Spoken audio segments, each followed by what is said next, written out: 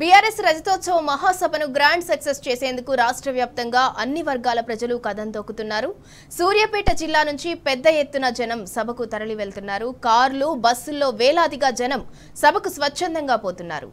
రేవంత్ పాలనపై తిరుగుబాటు ప్రారంభమైందని ప్రజలు తేల్చి చెబుతున్నారు. ఇక పూర్తి వివరాలు మా ప్రతినిధి రాము అందిస్తారు. బీఆర్ఎస్ పార్టీ రజతోత్సవ సభకు వెల్లువల ప్రజలు తరలి వెళ్తూ ఉన్నారు. ఎక్కడికి చూసినా కూడా దారులన్నీ కూడా ఓరుగలు అన్నట్టున్నాయి మనకు అనిపిస్తూ ఉంది. ప్రస్తుతం మనం వరంగల్ టు దంతాలపల్లి, సూర్యాపేట టు దంతాలపల్లి రహదారిపైన ఉన్నాం. ఈ ప్రాంతం నుంచి ఇటు కోదాడ, మిర్యాలగూడ, హుజూర్నగర్, సూర్యాపేట ప్రాంతాల నుంచి పెద్ద ఎత్తున ప్రజలందరూ కూడా సభకు తరలి వెళ్తూ ఉన్నారు. బస్సులో మనం ఉన్నాం. ఈ బస్సులో ప్రయాణం చేస్తూ ఉన్నారు. ఈ కార్యకర్తలందరూ కూడా చాలా ఉత్సాహం మనకు కనపడుతోంది. ఉదయాన్నే ఒక జెండా పండుగలాగా బీఆర్ఎస్ పార్టీ జెండాలను ఆవిష్కరించుకొని చాలా ఉత్సాహంగా గ్రామాల నుంచి పెద్ద ఎత్తున ప్రజలు సభకు తరలి వెళ్తుంటే విజువల్స్ అన్ని కూడా మనం చూస్తూ ఉన్నాం. ఊర్లకు తరలి వెళ్తూ ఉన్నారు. ఒక గొల్లగట్టు జాతర జరుగుతున్నట్టుగా, ఒక సమ్మక్క సారక్క జాతర జరుగుతున్నట్టుగా, తమ ఇంట్లో పండుగ జరుగుతున్నట్టుగా కార్యకర్తలందరూ కూడా తమ ఇంటి పండుగగా, తమ సొంత పండుగగా భావిస్తూ ప్రతి ఒక్కరు కూడా సభకు తరలి వచ్చేందుకు సిద్ధమవుతూ ఉన్నారు, ప్రయాణం చేస్తున్నారు. కేసీఆర్ గారిని చూడాలి, కేసీఆర్ గారి ప్రసంగాన్ని వినాలంటూ కూడా వాళ్ళ ఉత్సాహం మనకు కనపడుతోంది. బీఆర్ఎస్ పార్టీకి ఒక చరిత్ర ఉంది. తెలంగాణ సాధించినటువంటి పార్టీగా, తెలంగాణను బాగు చేసినటువంటి పార్టీగా, ఇప్పుడున్నటువంటి అనిశ్చిత పరిస్థితిలో కూడా ప్రధాన ప్రతిపక్షంగా ప్రజల పక్షాన పోరాడుతున్నటువంటి పార్టీగా అరుదైనటువంటి రికార్డు సొంతం చేసుకుంది. ప్రధానంగా తెలుగు రాష్ట్రాల్లో 25 సంవత్సరాలు పూర్తి చేసుకున్నటువంటి రెండు పార్టీలు ఉన్నాయి. అది తెలుగుదేశం పార్టీ, ఆ తర్వాత బీఆర్ఎస్ పార్టీ.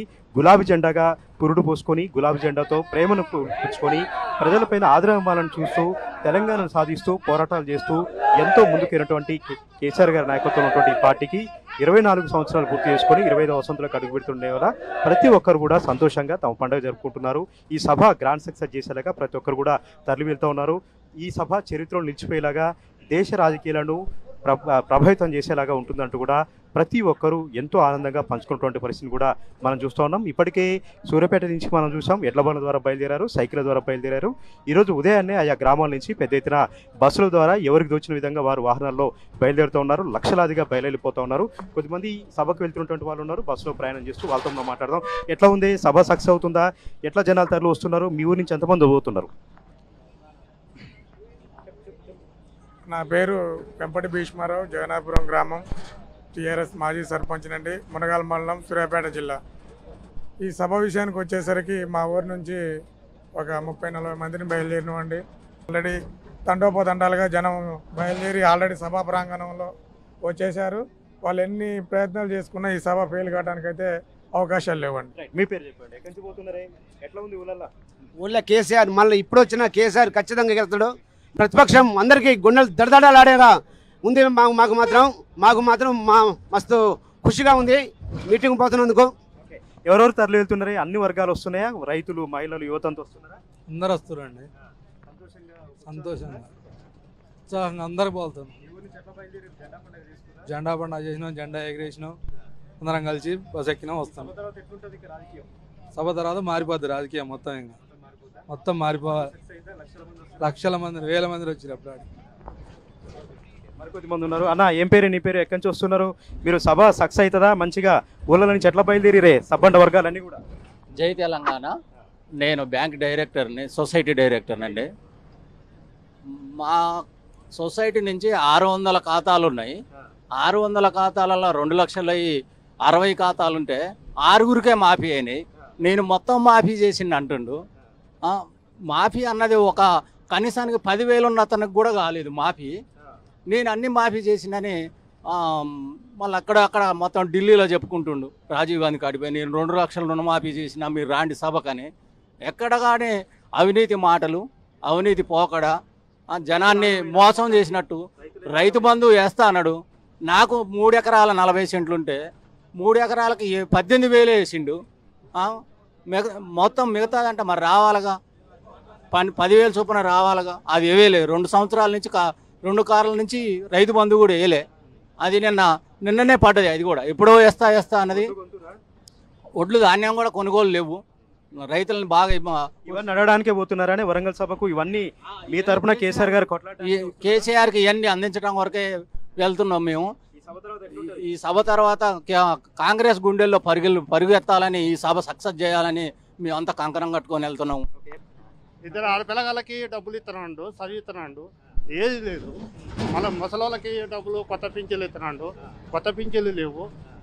మళ్ళా ఎలక్షన్ లేవు, ఏది లేదు. మళ్ళా కొత్త కార్డులు ఇస్తానంటారు, బియ్యం కార్డులు, కొత్త కార్డులు కూడా లేవు.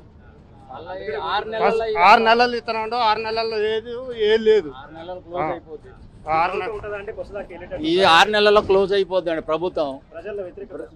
ప్రజల్లో మొత్తం వ్యతిరేకత ఉంది అంతా. ఎక్కడ రైతులు మరీ ఇబ్బంది పడుతున్నారు. ధాన్యం కొనుగోలు కానీ తిరుగుబాటు వస్తుందండి. ఎమ్మెల్యేలే తిరుగుబాటు దానం వస్తుంది. ఎమ్మెల్యేలు గ్రామాలలో తిరగనియ్యరు. నా పేరు ఉపేందర్. తిరుగుబాటు వచ్చింది. ఫస్ట్ విద్యార్థిని, మునగాల మండలం విద్యార్థి విభాగం మండలాధ్యక్షుడిని. విద్యార్థులకి కేసీఆర్ నోటిఫికేషన్ ఇచ్చి జాబులు ఇచ్చిన ఆనయాంలో నేను జాబులు ఇచ్చిన సర్టిఫికేట్లు ఇచ్చి ఫోకస్ చేసుకున్న ప్రభుత్వం కాంగ్రెస్ ప్రభుత్వం. విద్యార్థులు ఫస్ట్ మోసం చేసిందే విద్యార్థుల్ని. ఒక నోటిఫికేషన్ ఇవ్వకుండా కేసీఆర్ ఇచ్చిన నోటిఫికేషన్ జాబులు ఎక్కించింది రేవంత్ రెడ్డి ప్రభుత్వం. కేసీఆర్ ఫస్టే చెప్పిండు, పాలిచ్చే బరి నమ్మి దున్నపోతుని కొనుక్కొచ్చుకుంటారు అని చెప్పినా వినకుండా జనం అదే చేసిరు. ఇప్పుడు ఈ రోజు అదే జరిగింది. కేసీఆర్ గారి స్పీచ్ ఎట్లుంటది, ఈ సభ తర్వాత ఎట్లుండబోతుంది?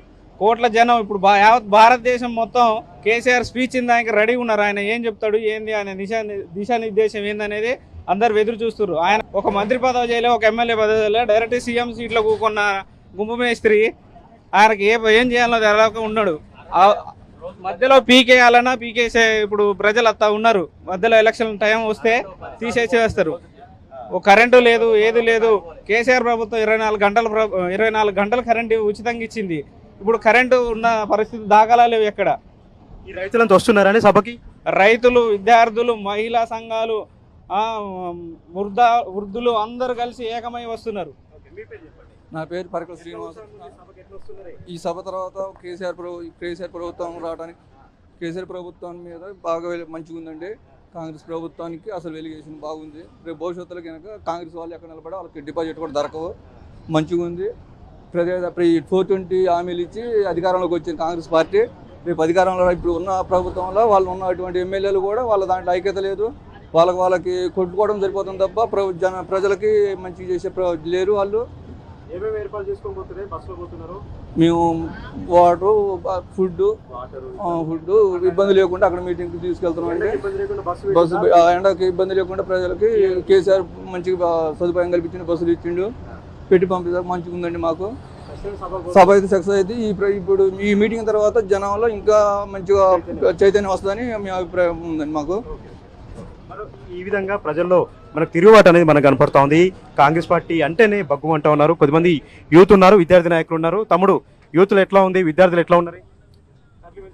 తరలి మాకు కేసీఆర్ మీటింగ్కి మాకు సక్సెస్ కావాలని మేము తరలి ఆయన మాకు ఓట్లు వేయకపోవటం ఇబ్బందులు పాలైన కేసీఆర్ గెలిపించుకోకపోవటం వల్ల ఆ రేవంత్ రెడ్డి గెలిచి మరి తులం బంగారం ఇస్తున్నాడు ఆడపిల్లలకి.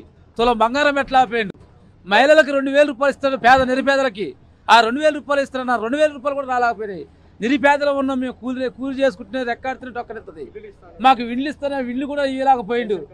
రేషన్ కార్డులు, ఆ రేషన్ పింఛన్లు ఇస్తున్నాడు. కొత్త పింఛన్లు 4000 రూపాయలని వాళ్ళకి రాలేకుండా మా పింఛన్లు కూడా వీలాక వాళ్ళే పార్టీలో మీ మొనగానని వాళ్ళే నిలుగుతారు తప్ప కానీ పేదలను పట్టించుకునే కాంగ్రెస్ పార్టీ ప్రభుత్వం కొసదాకా వెళ్తుందానే ప్రజల్లో చైతన్యం వస్తుందా, తిరుగుబాటు వస్తుందా? వెళ్ళదు కాంగ్రెస్ పార్టీ. ఇప్పుడు దాకా వెళ్ళదు. మా కేసీఆర్ రావాలనే మేము కేసీఆర్ మీటింగ్ సక్సెస్ కావాలి. మా కేసీఆర్ అన్నగారు మేము ఓట్లేసుకొని మేము గెలిపించుకొని ఇదివరకు 10 ఏళ్ల పాలన ఎట్టుందో మళ్ళా అట్టే రావాలని కూడా మేము కోరుకుంటున్నాం. కేసీఆర్కి వందనాలు. మమ్మల్ని కూడా మాకు ఆయన శాస్త్రం మాకు నమ్మకం ఉంది. మేము జై తెలంగాణకి ఓటేసుకుంటాం, మేము గెలిపించుకుంటాం. ఈ విధంగా ప్రజలందరూ కూడా ఉత్సాహం మనం చూపిస్తూ ఉన్నారు. తిరుగుబాటు మనకు కనపడతా ఉంది. ఎట్టి పరిస్థితుల్లో సభకు వెళ్తాం, సక్సెస్ చేస్తాం, కేసీఆర్ గారి ప్రసంగాన్ని వింటాం, కేసీఆర్ గారి మాట వింటాం. ఎట్టి పరిస్థితుల్లో మరోసారి కేసీఆర్ గారి ప్రభుత్వం తెచ్చుకుంటాం. అందుకే ఈ సభ కూడా తరలి వెళ్తున్నాం కూడా చెప్తా ఉన్నారు. ఈ సభ తర్వాత రాజకీయం అంతా కూడా మారిపోతుంది.